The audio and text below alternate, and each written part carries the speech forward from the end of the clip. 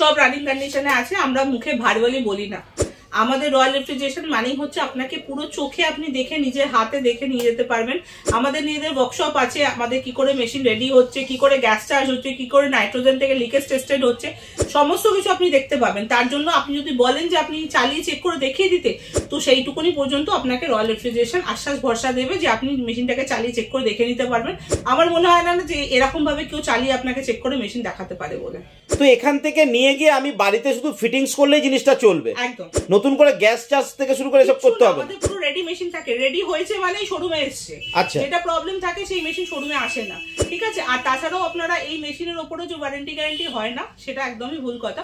Warranty গ্যারান্টিও পেয়ে যাবেন, তার জন্য শোরুমে আসতে হবে। সব ডিটেলস এরকম ভাবে বলা সম্ভব না, তার জন্য কিছু টার্মস এন্ড কন্ডিশন থাকে। তো দয়া করে আপনারা সবাই শোরুমে ভিজিট করুন, তার কারণ এক একটা প্রোডাক্টে ওয়ারেন্টি গ্যারান্টিটা আলাদা আলাদা থাকে। হ্যাঁ,